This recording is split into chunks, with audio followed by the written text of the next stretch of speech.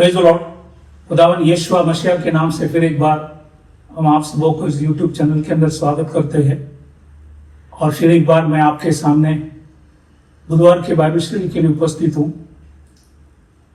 आज का जो संदेश है वो है कि परमेश्वर के उस झुंड की रखवाली करो।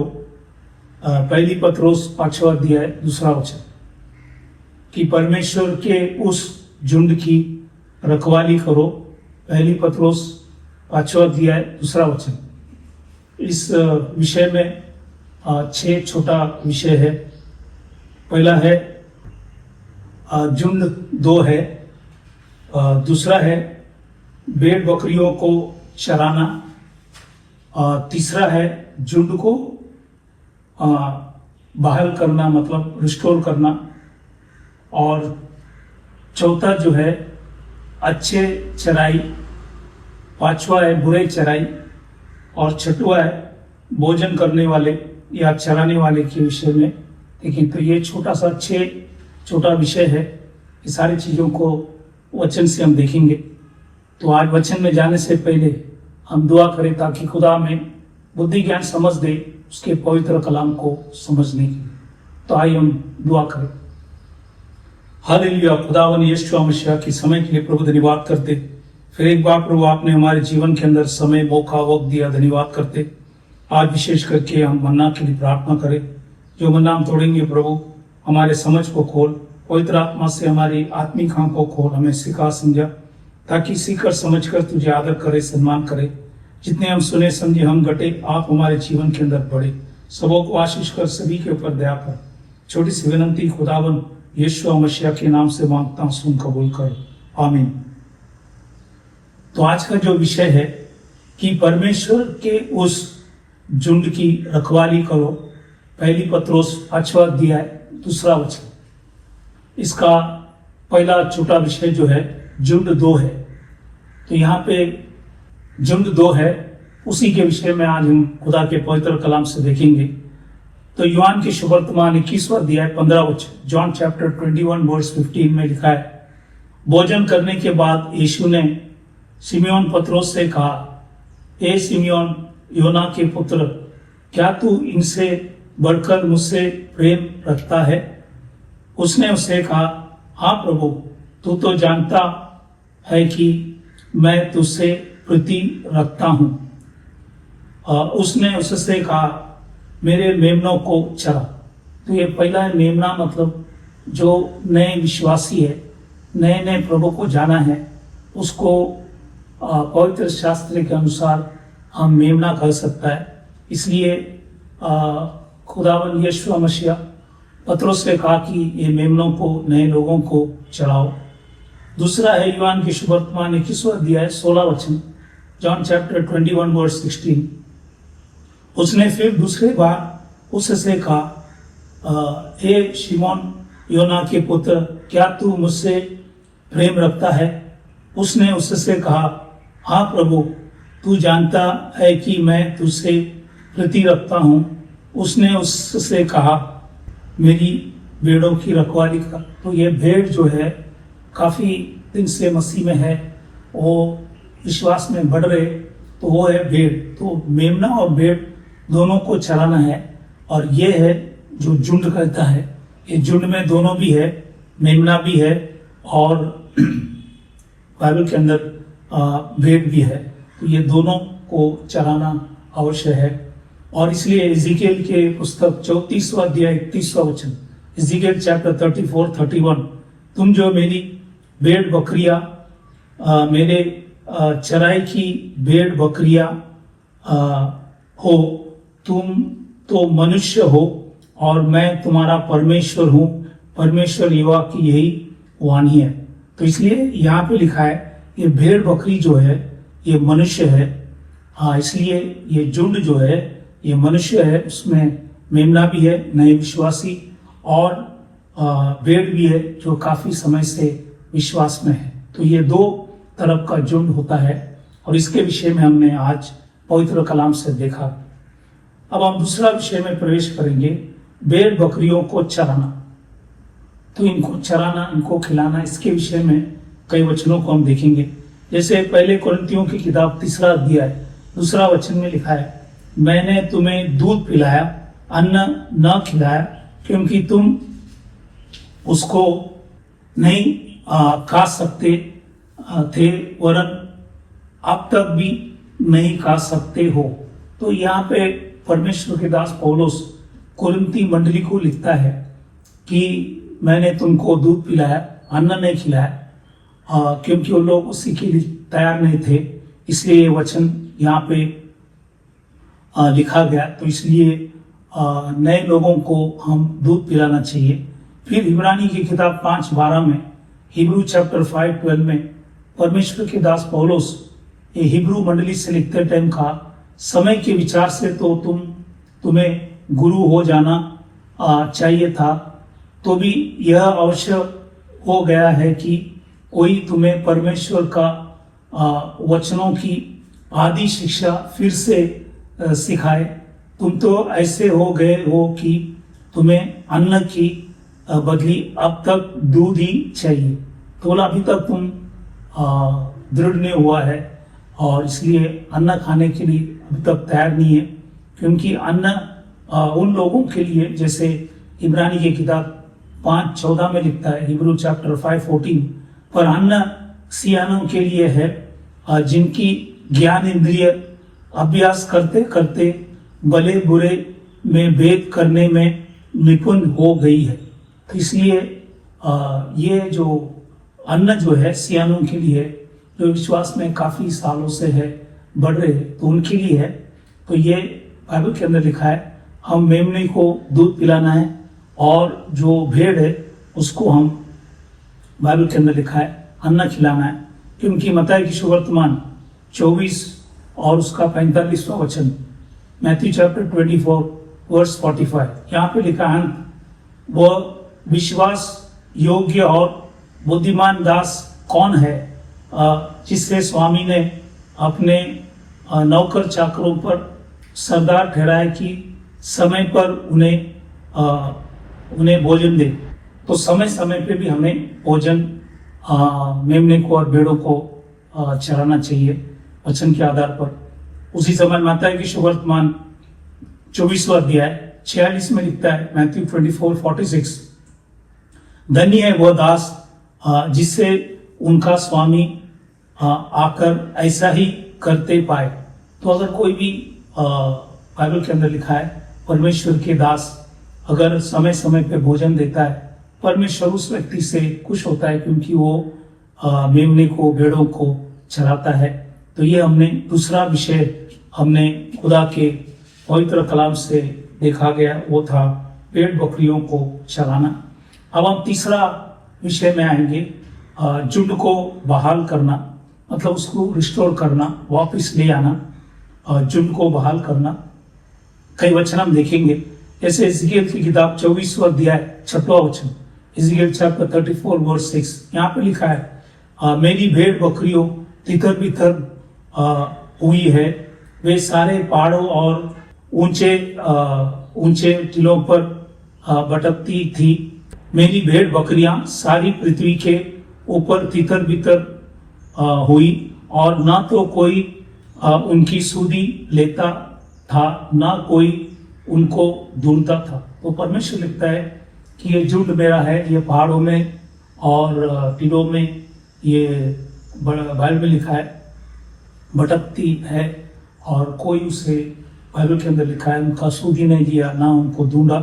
इसलिए परमेश्वर स्वयं लिखता है, इज़राइल 34वां अध्याय 11 वचन में, इज़राइल 34:11 में लिखता है, क्योंकि परमेश्वर यहोवा यूं कहता है, देखो मैं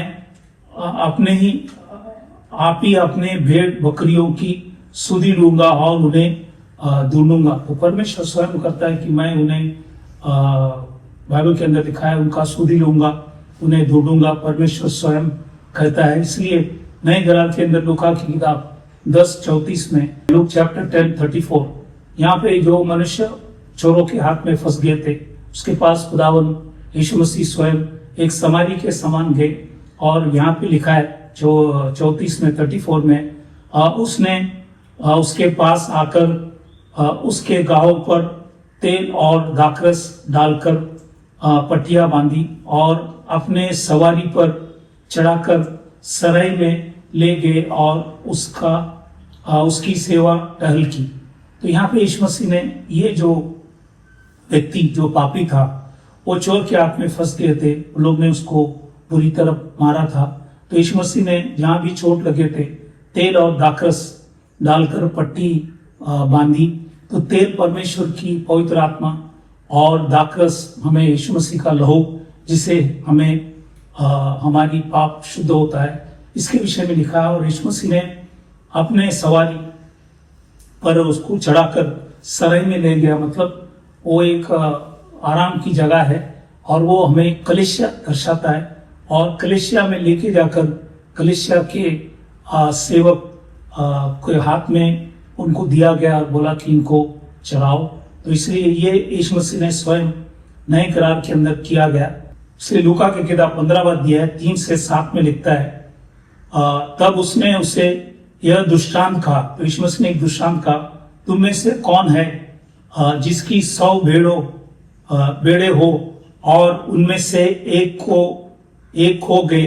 खो जाए तो 99 को जंगल में छोड़कर उस खोए हुई को जब तक मिल न जाए कोसता न रहे, और जब मिल जाता है तब वह बड़े आनंद से उसे कंधे पर उठा लेता है और घर में आकर मित्रों और पड़ोसियों को इकट्ठा करके कहता है, मेरे साथ आनंद करो क्योंकि मेरी खोई हुई भेड़ मिल गई है। मैं तुमसे कहता हूं कि इसी रीति से एक मन फिराने वाले पापी के विषय में भी स्वर्ग में इतना ही आनंद होगा जितना कि 99 ऐसे धार्मियों के विषय में नहीं होता, जिन्हें मन फिराने की आवश्यकता नहीं।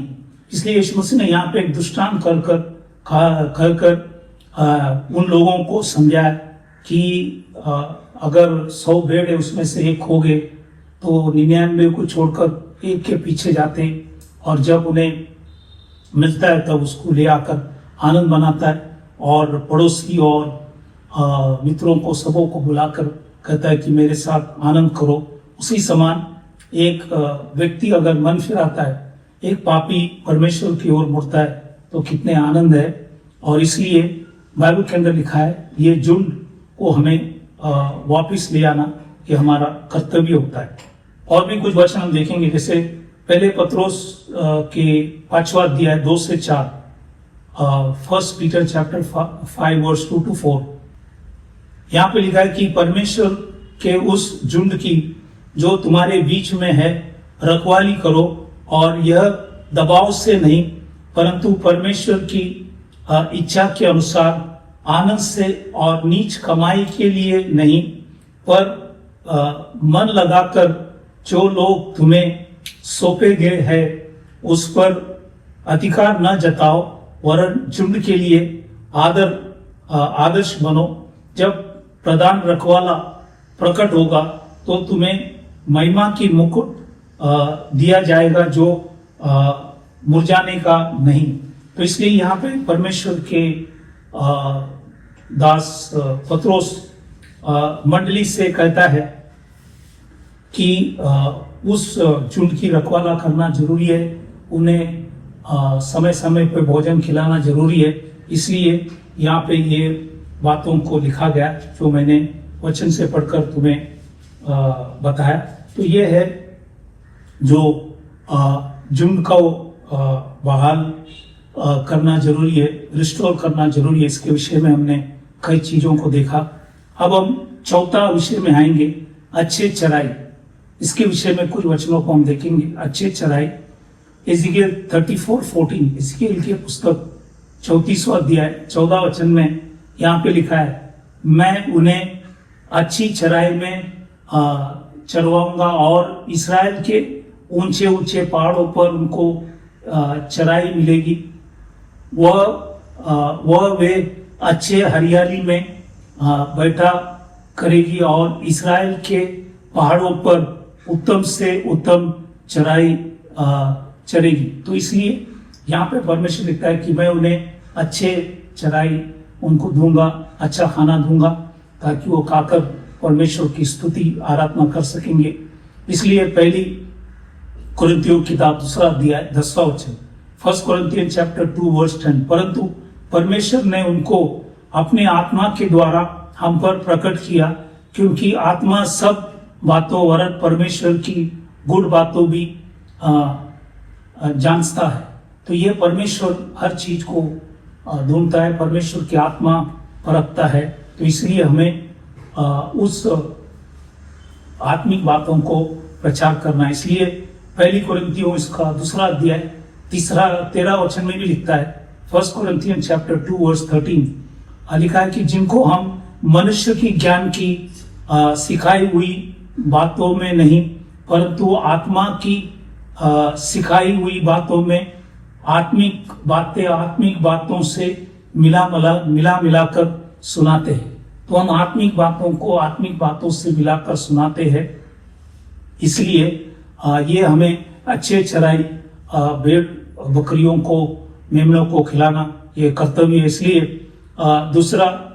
दूसरी तिमोथी 2 अध्याय 15 वचन, 2 Timothy chapter 2 verse 15 में लिखा है, अपने आप को परमेश्वर का ग्रहण योग्य और ऐसा काम करने वाले ठहरने का प्रयत्न कर जो लज्जित होने ना पाए और जो सत्य के वचन को ठीक रीति से काम में लाते हो। इसलिए हम लोग इसको बाइबल के अंदर लिखा है, वचन से वचन मिलाकर ठीक रीति से हमें लोगों को समझाना है, लोगों को चराना है। इसलिए मत्ती की सुवर्तमान 16-17 में लिखता है, Matthew 16:17, यीशु ने उसको उत्तर दिया, हे सीमोन योना के पुत्र, तू धन्य है, क्योंकि मांस और लहू ने नहीं, परंतु मेरे पिता ने जो स्वर्ग में है यह बात तुझ पर प्रकट की है। तो ये स्वर्ग से प्रकट हुआ है, परमेश्वर की आत्मा ने प्रकट किया, लहू और मांस से नहीं।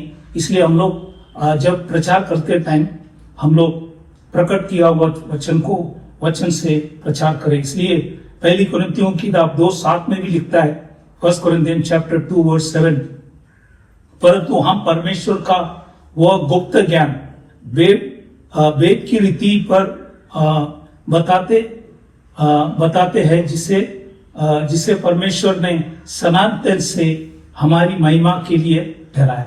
तो हम ये जो गुप्त बात है, ये हम परमेश्वर का वचन के आधार पर लोगों को समझाते सिखाते, ताकि लोग अच्छे चराई में बना रहे। तो इसलिए हमने चौथा विषय भी देखा, अच्छे चराई। अब हम बुरा चराई के विषय में भी देखेंगे। जैसे मत्ती की सुवर्तमान 16-17 में लिखा है कि हम मांस और लहू का प्रकाशित किया हुआ चीज नहीं, लेकिन परमेश्वर की आत्मा से होना चाहिए। इसलिए अगर मांस और लहू से है, मतलब मनुष्य की बुद्धि ज्ञान से है, वो प्रकाशित किया हुआ बात अगर प्रचार करेंगे तो लोग मसीह में बढ़ेंगे नहीं, और वो बुरा चराई है। वैसे पहले कुरिन्थियों की किताब 2 अध्याय 5वां वचन, 1 Corinthians chapter 2 verse 5, मनुष्य का ज्ञान। तो आज हम मनुष्य की ज्ञान सिखाए नहीं, क्योंकि ये बुरी चराई है। और दूसरी तिमोथी की किताब 2 अध्याय 15 वचन, 2 Timothy chapter 2 verse 15, यहाँ पे लिखा है, सत्य के वचन को बुरी रीति से काम में लेते हो। तो ये हम बुरी रीति से काम में लाना नहीं, वचन से वचन मिलाकर हमें लोगों को सिखाना है।